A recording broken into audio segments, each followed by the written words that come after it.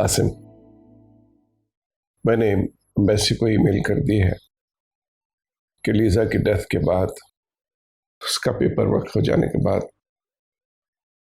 अयाज की जमानत उसे वापस कर दी जाए।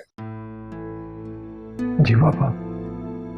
कल वकील को बुलाया मैंने, अभी कमाल को फोन कर दिया है। मैं चाहता हूं कि सारी जायदाद तुम भाइयों में तकसीम कर दी जाए। पापा, अयाज की जमानत तो बिजनेस और प्रॉपर्टी पे दी गई है, उसका बंटवारे से क्या ताल्लुक? क्या मतलब है तुम्हारा? बिजनेस अम्मी के नाम पर है और उस प्रॉपर्टी पर सिर्फ मेरा हक है।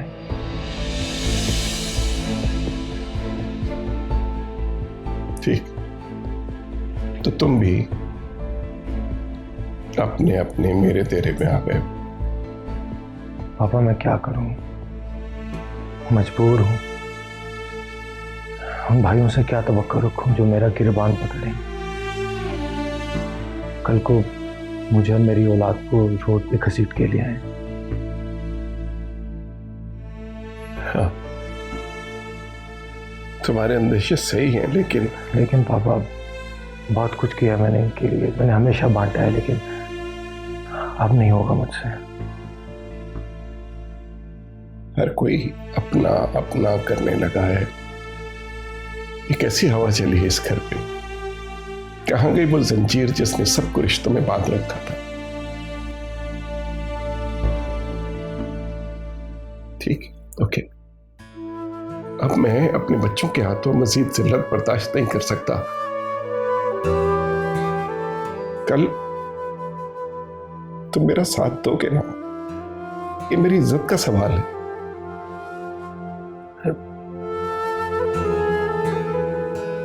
आप प्लीज मायूस ना हो, मैं आपका साथ दूंगा। आपका जैसा दिल करता है आप तकसीम करें, मुझे अपने लिए कुछ नहीं चाहिए। आपकी इज्जत पे कोई हर्फ आए ये मुझे मंजूर नहीं है। आसिम, अयाज और शिराज के रवैये ने मेरी कमर तोड़ के रख दी। पापा, मैं ऐसा गुनाह नहीं कर सकता।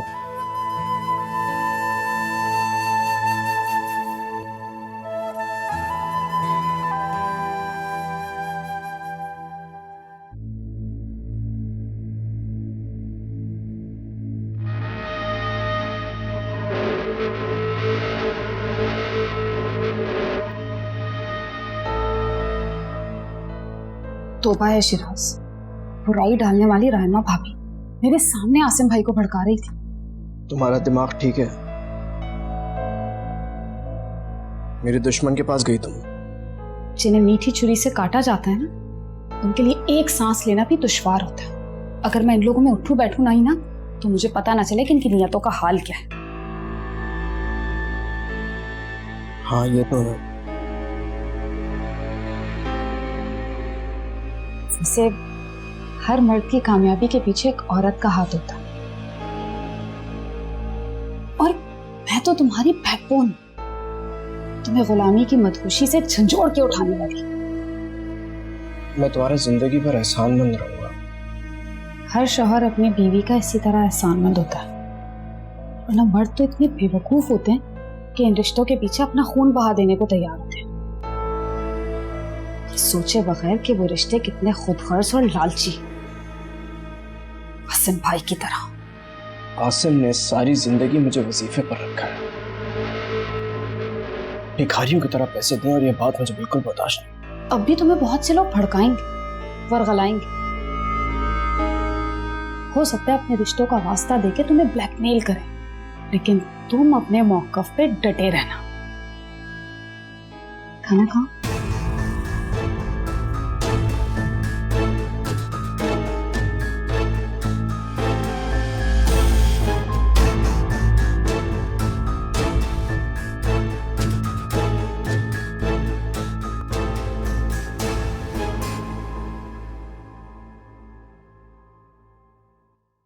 फैसल,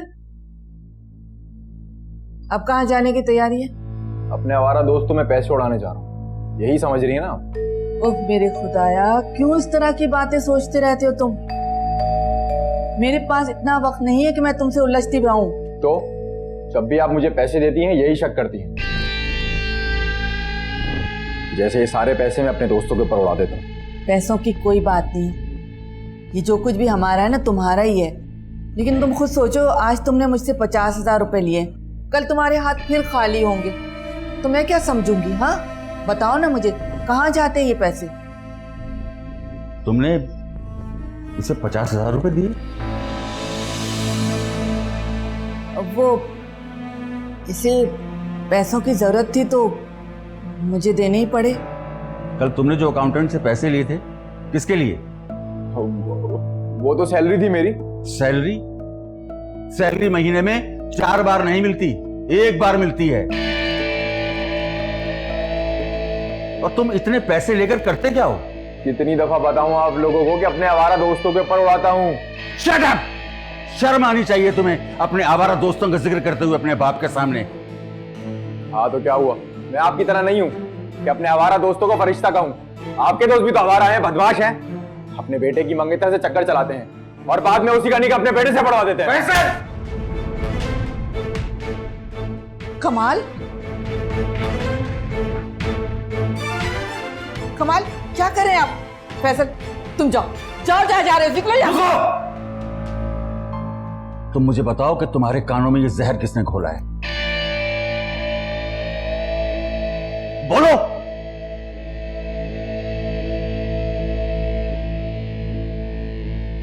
सलमा, शर्म आनी चाहिए तुम्हें इस किस्म का बेहुदा जिक्र अपने बेटे से करते हुए। जरा लिहाज नहीं आया कि ये झूठा इल्जाम तुम आगे फैला रही हो? इल्जाम सच्चा हो या गलत, जो मैंने सुना वो बात कह दी फैसल से। और आखिर फैसल के दिमाग पे आयमा सवार है ना, मैंने उसका ख्याल दिल से निकालने के लिए असल हकीकत फैसल को बता दी ताकि उस लड़की का ख्याल इसके दिल से निकल जाए। कुछ खुदा का खौफ करो। अल्लाह ने तुम्हें बेटियां नहीं दी, मगर किसी की बेटियों की इज्जत मत उछालो, वरना बुरा असर होगा तुम्हारा। बुरा असर उनका होगा जिनकी खराब नियत और खराब नजर शकीला भाभी को खा गई। आप हर बात का इल्जाम मुझे क्यों देते हैं? क्यों कोसना शुरू कर देते हैं? और हाँ, मेरे आवारा दोस्त इतने गिरे और घटिया नहीं है कि अपनी माओ बहनों की इज्जत का ख्याल न रखें। चले जाओ मेरे सामने से। मुझे भी यहाँ खड़े रहने का कोई शौक नहीं है, आपने रोका था इसीलिए खड़ा था।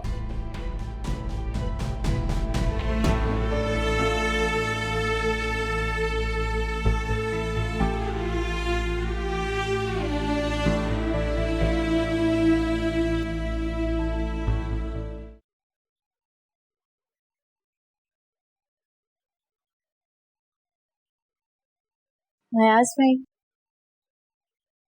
अरे भाई क्या बात है, आज तो चाय का दौर दौरा चल रहा है भाभी जान। आप मुझे मेरे नाम से भी बुला सकते हैं। तो क्या है ना कि रिश्तों का तकद्दुस सामने आ जाता है, वरना नाम पुकारने में कोई बुरी बात तो नहीं। ये कह के आपने मुझे बहुत मोतबर कर दिया है। फिर ये चाय आप ले लें, मैं आसिम भाई के लिए और बना लेती हूँ। ये काम करो, ये चाय तो मुझे दे दो, मैं आसिम के रूम में ले जाता हूँ। जो चाय तुम मेरे लिए बनाने जा रही हो उसको आशिक में कमरे में ले आना। जी।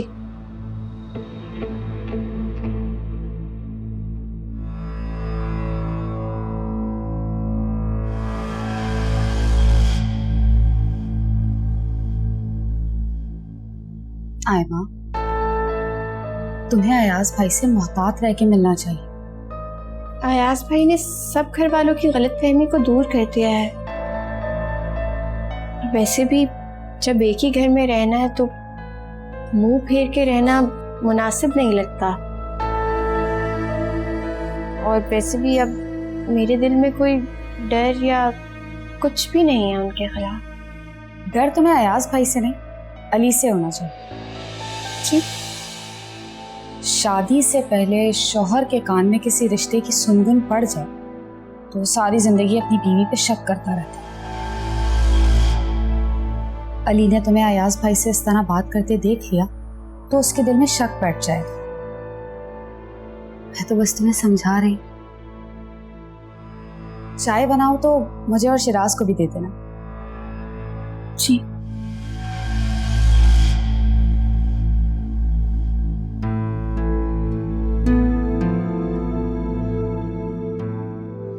शादी से पहले शौहर के कान में किसी रिश्ते की सुनगुन पड़ जाए तो सारी जिंदगी अपनी बीवी पे शक करता रहता है।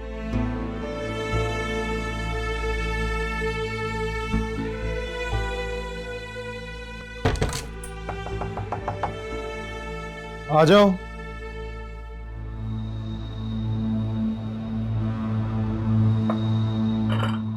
अयाज भाई, आप क्यों चाय ले आए?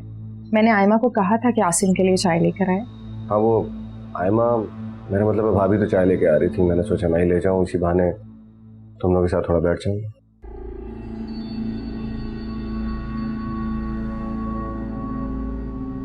आसिम, शिराज का रवैया मुझे तुम्हारे साथ अच्छा नहीं लगा। आफ्टर ऑल तुम बड़े हो, पापा की जगह। बैठो।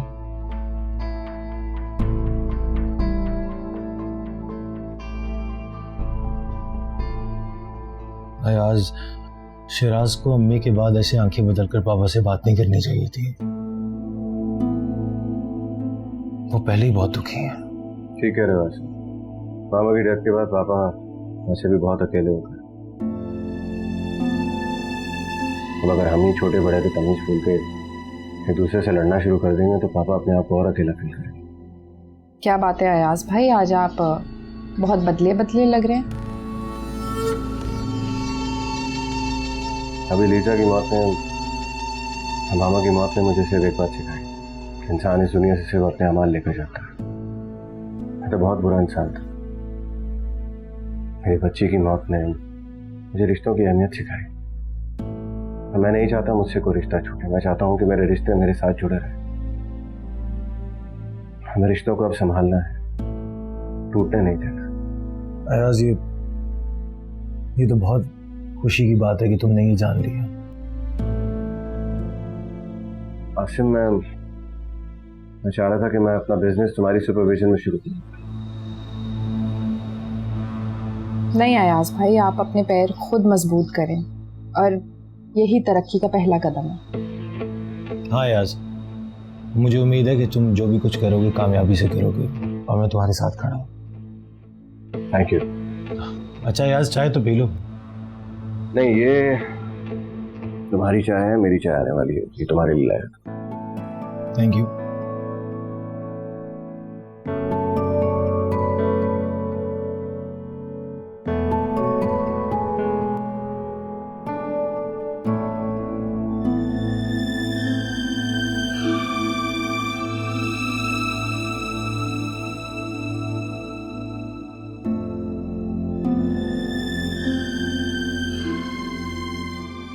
शकीला, तुम क्या गई, इस घर की बाहर भी साथ ही ले गई।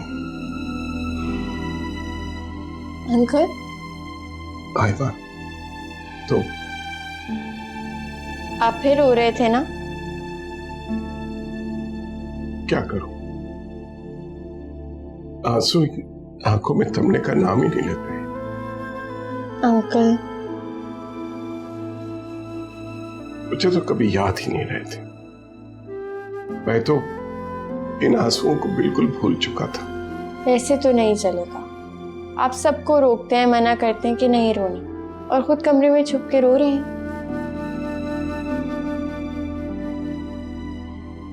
तुम क्यों परेशान हो रही? आप रोएंगे तो मैं परेशान ही होंगी ना। ओके ओके बेटा, अगर तुम परेशान होगी तो मेरा क्या बनेगा?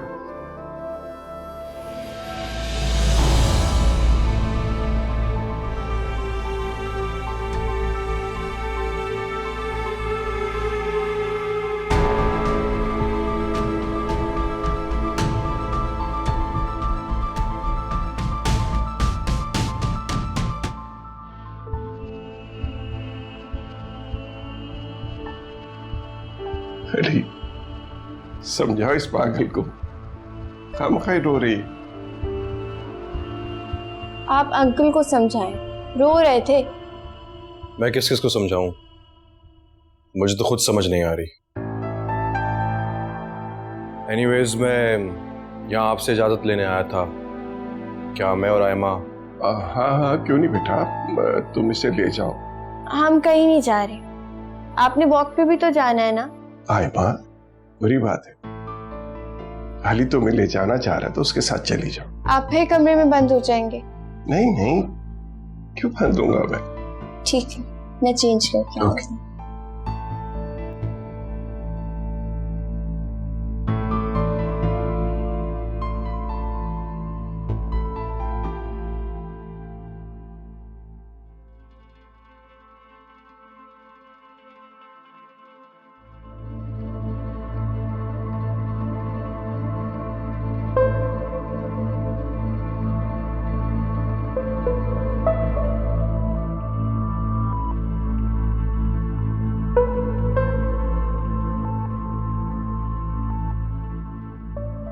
भाभी, आपने पापा और आयमा को देख के इस्तग़फ़ार का लफ्ज़ क्यों इस्तेमाल किया? जाने दो अली। फिर भी भाभी, आपको ऐसा क्या गुनाह नजर आया? गुनाह मुझे नजर नहीं आया, तुम्हारी मामा को नजर आया। यही सोच के बेचारी हर वक्त परेशान रहती थी। प्लीज भाभी, सोच समझ के बात करें। मैं बगैर सोचे समझे इतनी बड़ी बात पापा के लिए नहीं कह सकती। अरे मेरा पापा से सिर्फ एक रिश्ता नहीं है। भाभी आप तुम परेशान ना हो सकता है मामा का शक हो। शक की मिजाज तो वो हमेशा से थी ना। भाभी, पापा ने अरे अली, कहा ना, हो सकता है मामा का शक हो, वहम भी हो सकता है। वैसे भी मामा को तुम्हारा और आयमा का। अगर आपको ये सब कुछ नहीं कहना चाहिए था भाभी। अली, ये सब चीजें बुरी लगती है। वैसे भी बड़ों का एहतराम करना तो बहुत जरूरी है, लेकिन आयमा अभी शायद बच्ची है, ना समझ। वक्त के साथ साथ सब कुछ समझ जाएगी। मेरे ख्याल में यही बात है। तो फिर तुम क्यों परेशान हो रहे हो? वो तो बस बेसाख्ता मेरे मुंह से ऐसे जुमले निकल गए। असल में जिस तरह के माहौल में हम रहते हैं वहां की कुछ लिमिट्स होती हैं। बड़ों से बात करने के कुछ अदब और आदाब होते हैं, लेकिन आयमा शायद इन सारी चीजों से अभी नावाकिफ है। अगर आयमा बहुत मासूम है भाभी। हाँ, यही तो मैं भी कह रही हूँ। अच्छी है ना अभी, वक्त के साथ साथ सब कुछ समझ जाएगी। मामा से भी मैं यही कहती रहती थी, काम परेशान होती थी। तुम कहीं बाहर जा रहे? जी भाभी। अच्छी बात है। घर का माहौल भी बहुत अजीब सा हो रहा है। मैंने तो इस परेशानी में शिराज से भी कोई बात नहीं की। शिराज को इस तरह आसिम भाई और पापा के सामने सीना तान के नहीं खड़ा होना चाहिए। सही कह रही हैं आप। शिराज भाई ने अच्छा नहीं किया। अली, तुम बेफिक्र हो जाओ, आहिस्ता आहिस्ता सब कुछ ठीक हो जाए। अब जाओ, जाके तैयार हो, आयमा तुम्हारा वेट करे। ठीक है।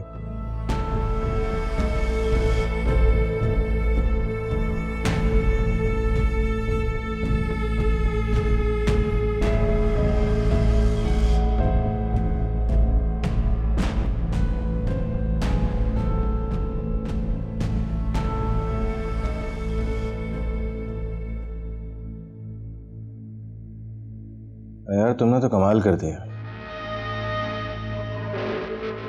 आसिम की सारी अकड़ तोड़ दी तुमने। अभी कमरे में बैठा हुआ रो रहा होगा। उसे अगर मैंने घर से ना निकाला ना, तो मेरा नाम भी शिराज नहीं। भाई, आसिम के पीछे उसकी बीवी खड़ी हुई। हाँ, चालाक खातून।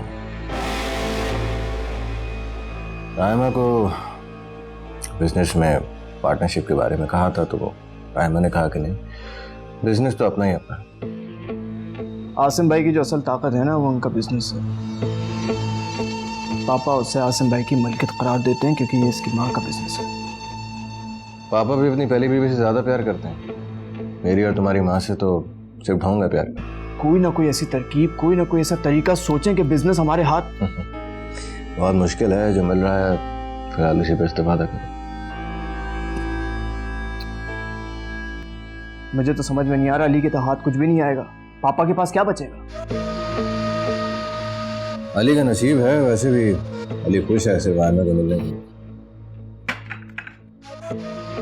अली की खुशियों को तो आग लग गई। आयमा की तरफ से उसके दिल में मैल आ गया। ये शादी नहीं चलने वाली। मुझे भी इस दिन का इंतजार है। आयमा सिर्फ मेरी है। क्या हुआ अयाज भाई, कहाँ खो गए आप? कहीं नहीं। चाय पिए, ठंडी हो रही है। वैसे चाय काफी गर्म है और मुझे चाय ठंडी करके पीने की आदत है।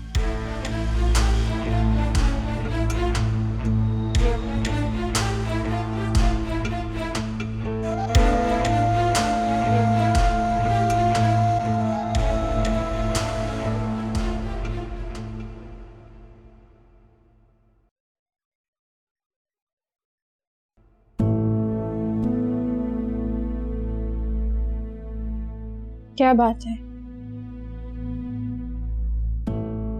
घर से निकलते हुए तो बहुत खुश थे आप, रास्ते में भी कुछ नहीं बोल रहे थे, फिर अभी भी खामोश और ठीक से सूप भी नहीं पी रहे। हाँ पी रहा हूँ। आप ठीक है ना? कुछ नहीं, अम्मी की याद आ गई थी। तुम खाओ प्लीज। कोई बात है तो आप कर सकते हैं मुझसे। हमें मुझे लगता है हमारी राहों में कांटे ही कांटे पीछे होंगे। जैसा क्यों लगता है कि हमारा सफर बहुत कठिन है। हम साथ होंगे ना तो रास्ते के कांटे भी फूल बन जाएंगे। बस हमें एक दूसरे का साथ देना होगा और मंजिल पर खुद ही पहुंच जाएंगे। श्योर। मुझे पूरा यकीन है। Thank you so much Aima. मैं जब भी लड़खड़ाता हूँ तुम हमेशा मुझे संभाल लेती हो। अच्छा ठीक है, अब बातें बहुत हो गई, सूप तो पिए ना। ठीक है। ओह डैम, तुम यही रुको, मैं जरा वॉशरूम से आता हूँ। घर में धुल जाएगी ना? नहीं आयमा, मैं इस तरह से खा नहीं पाऊंगा। तुम रुको, मैं आता हूँ।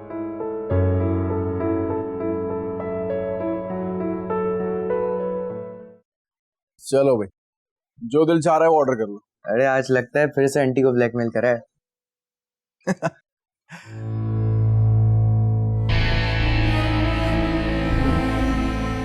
हाय माँ। फैसल बात सुन फैसल। हाय माँ, तुम क्या है माँ? तुमने शादी का वादा मुझसे किया और निकाह उस फजूल आदमी से कर लिया। बकवास बंद करो, वरना अभी ना सिक्योरिटी गार्ड्स को बुलवा लूंगी और बताऊंगी कि शरीफ फैमिली को तंग कर रहा है ये। क्या शरीफ और तुम्हारी फैमिली? एक नंबर की फ्रॉड हो तुम। वादा किसी और से करती हो, शादी किसी और से और दोस्ती किसी और से रखती हो। बकवास बंद करो, भूल गए हो मेरे हाथ का थप्पड़? उसी थप्पड़ ने तो मुझे तुम्हारा दीवाना बना दिया। कितने प्यार से छुआ था तुमने मुझे। ये बकवास बंद करो। क्या हो रहा है यहाँ पे? प्यार। फैसल तुम्हें जरा भी शर्म हया नहीं है? अली, इतने शरीफ माँ बाप की औलाद होने के बावजूद भी इतनी घटिया हरकत है। गिरबान छोड़ मेरा, मैंने तुझ जैसा बेगैरत शख्स आज तक नहीं देखा। फैसल! अली, अली, अली, छोड़ूंगा नहीं इसको मैं। छोड़ूंगा नहीं मैं इसे। अली छोड़। आप लोग खड़े हुए शक्ल क्या देख रहे हैं? कोई बचाए तो। छोड़िए अपना हाथ यहाँ से। सर छोड़िए ना। जाने दूंगा मैं। बदतमीज इंसान। मैनेजर साहब। मैनेजर साहब। छोड़िए। क्या कर रहे हैं? चलिए यहाँ से। जान ले लूंगा इसकी। चलिए यहाँ से। घर में घुस के मारूंगा तुझे मैं। तू रुक। छोड़ो मुझे। बस आज मैं इसको यहीं दफना दूंगा। बात बड़ों तक पहुँच जाएगी। अबे बेगैरत, लानत है तुझ पर। और तुम लोग मार नहीं सकते उसको। अबे वो शरीफ ज़ादे, ख्याल रख इसका, ये किसी की नहीं है। इसका चक्कर तो तेरे बाप के साथ भी चल रहा है। ये क्या बकवास कर रहा है? आप रहने दे, ये घटिया शख्स है। इसे बाप बेटी के रिश्ते का कोई एहतराम ही नहीं है। इसकी बहन होती तो इसे पता होता कि इस बेटी का एहतराम क्या होता है। आप चलें, गाड़ी में बैठ। अबे चल चल, आजमा ले, आजा, अब आना। बैठे आप।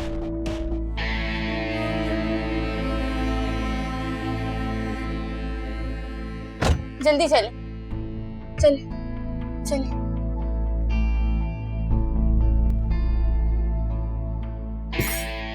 बेकार हो साले तुम लोग, मतलबी किस्म के। वो मुझे मार रहा था, तुम लोग उसको मार नहीं सकते थे? ओ भाई, वो शादीशुदा है और तूने ही तो बताया था जिसको तू पसंद करता है उसकी शादी हो गई है, तो क्या हमें अंदर करवाना था? मैं लानत भेजता हूँ तुम लोगों के ऊपर। फैसल मेरे भाई बात सुन, पुलिस का चक्कर हो सकता था और मेरी फैमिली तो वैसे ही मुझे घर से निकालने के बहाने ढूंढ रही है, कहाँ जाता मैं? फैसल मेरी जान, मेरी नई जॉब लगी है, पुलिस पकड़ लेती तो कहाँ जाता मैं। देख लिया तुम लोगों को, और तुम दोनों की दोस्ती को भी। साले तुम लोग दोस्ती के काबिल ही नहीं हो। वो मुझे मारता रहा, तुम लोग शक्ल देखते रहे। दफा हो जाओ यहाँ से। फैसल बात तो सुन, फैसल पागल है यार ये। जाने दे यार, कुछ मंगवाओ खाने के लिए। पैसा तेरा बाप देगा, चल यहाँ से। गाड़ी को रोके एली, प्लीज एली, प्लीज रोक दे। सॉरी, छोड़ूंगा नहीं मैं उसे। उसके घर में घुस के उससे मजा चखाऊंगा, उसके पेरेंट्स के सामने।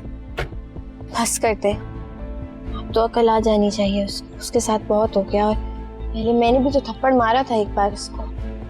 ऐसा कैसे कर सकता है वो? उसमें कोई शर्म हया है कि नहीं? बहुत ही अवार है, जिसने एक बार भी नहीं सोचा कि किसके बारे में बात कर रहा है। अंकल और मेरे बारे में इतना बड़ा इल्जाम लगा दिया, मुझे तो इतनी शर्म आ रही है, दिल चाह रहा है खुद को मार दो।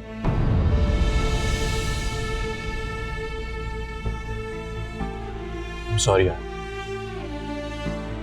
तुम्हें इतना कुछ झेलना पड़ा। तेरी दुनिया ऐसी क्यों है? याद है मैंने क्या कहा था? जो राह हमने चुनी है उस पे कांटे ही कांटे हैं। याद है? और अपना जवाब भी याद करो। तुमने कहा था कि अगर हम साथ साथ हैं तो कांटे फूल बन जाएं और राहें हमें खुद मंजिल तक पहुंचा देंगी। अब चले? एक शर्त है। क्या शर्त? आप गाड़ी आहिस्ता चलाएंगे। That I will try. Seat तो बांध सकते हो। बांधनी पड़ेगी।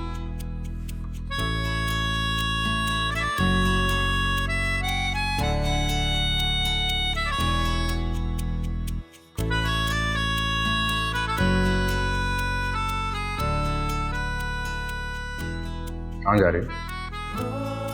अपने रूम में। बस कुछ ही दिनों की बात है, सब ठीक हो जाएगा। अभी जाऊं अपने रूम में? जाओ।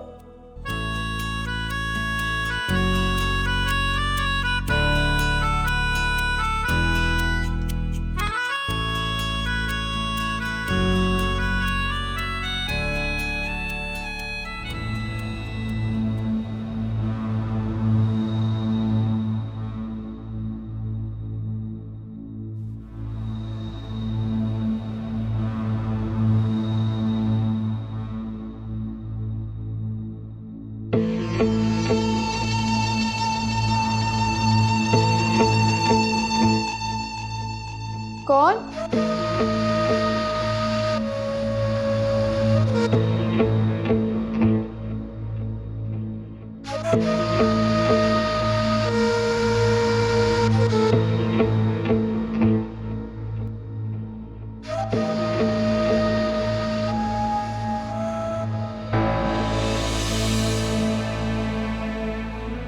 अनियाज बेटा, जी जी। वो साहब आपको बुला रहे हैं। अच्छा ठीक है, मैं आता हूँ।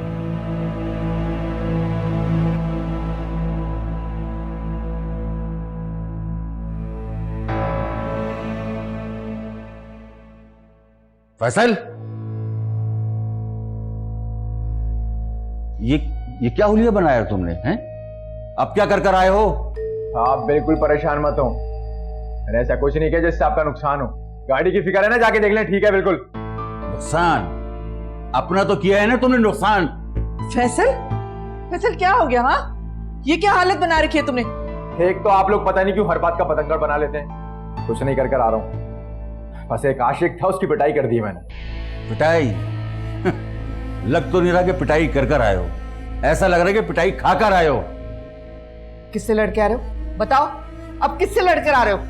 जो अपने बाप की महबूबा को अपनी बीवी बना के अकड़ रहा है ना, उससे। क्या तुम अली से लड़के आ रहे हो? क्या जरूरत थी उसे उलझने की? हाँ, अब उस फैमिली से हमारा कोई राब्ता, कोई ताल्लुक नहीं है। बेजमीन लोगों को तुमने मुंह क्यों लगाया? औकात याद दिलाकर आ रहा हूं उसको उसकी। मैंने अली को बताया, जिसको अपनी बीवी बना के अकाड़ा है ना, पहले उसने मुझ पे डोले डाले और फिर फयाज अंकल पर। खामोश! खबरदार जो तुमने आयमा पर कीचड़ उछाली थी। क्या करें आप? छोड़े। खामोश रहो तुम। तुम्हारी शह पर ये बदमाश बना घूम रहा है। अब तुम मुझे बूढ़ा ना समझना।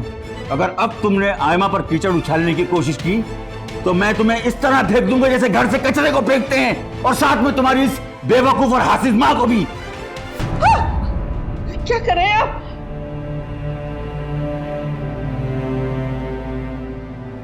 पहले ही पिट के आया बेचारा, क्या हालत बनी हुई है इसकी। कैसा तो जालिम बाप है।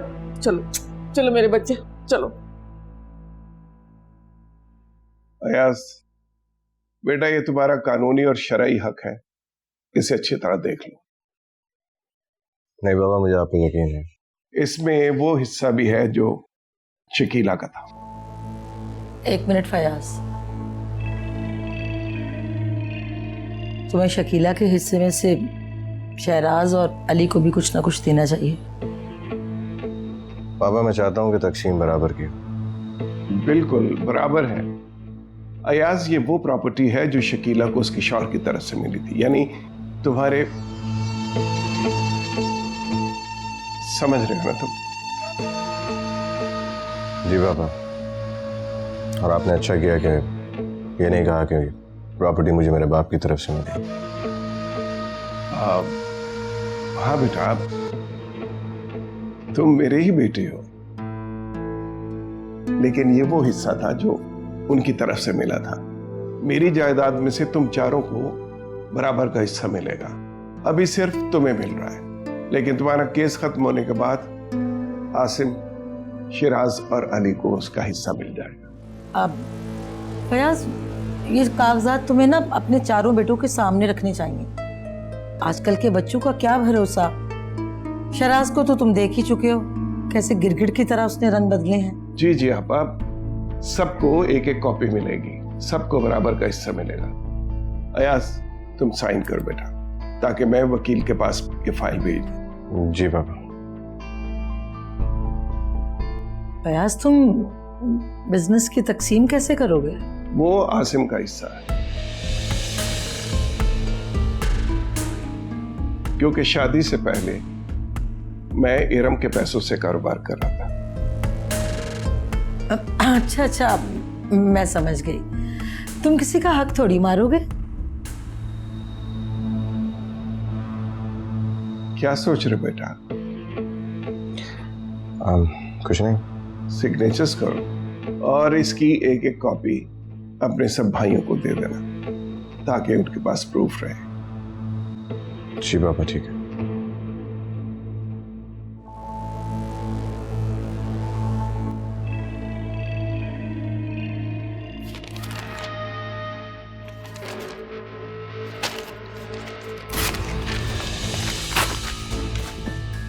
क्या ये? मुझे नहीं चाहिए कुछ भी। पापा ने धोखा किया मुझसे। तो आप दोनों को ये बात पापा के सामने करनी चाहिए थी। तो मैं तो सारी जिंदगी लिहाज मुराफत में मारा गया। मामा ने सारी जिंदगी मुझे यही सिखाया कि बाप और भाई के सामने सर नहीं उठाना, और ये सिला मिला मुझे। नहीं नहीं नहीं, ये कोई इंसाफ नहीं है। सीधा सीधा पागल बनाया जा रहा है। इसमें तो सीधा सीधा आसिम का फायदा है। ये दुकानों वकानों का हम क्या करेंगे भाई? मुझे ये बताओ, ये फैक्ट्री, हाउस, इसका बंटवारा कौन करेगा? इसकी तो कोई तकसीम नहीं हुई। जो कुछ आसिम भाई की अम्मी का था वो उनको मिल गया, जो अयाज भाई के अब्बू का था वो उनको मिल गया, और शराज जो तुम्हारे वालिद का था वो तुम्हें मिल गया। अब तो क्या हम सगे नहीं है? ये तो कोई बात नहीं हुई। पापा ने रिश्तों की बुनियाद पर तकसीम की। मेरे बाप की जायदाद मेरे माँ ने पापा को दी। उन्होंने बिजनेस पे लगा के मल्टीपल किया, एक के बाद दो, दो के बाद तीन बनाया। और आसिम की माँ ने क्या दिया होगा उनको? एक गवर्नमेंट ऑफिसर की बेटी थी, कम से कम एक आध घर मिला होगा उनको, अब बस। पापा ने तो सके सौतेले की तफरीक कर दी हमारे बीच में।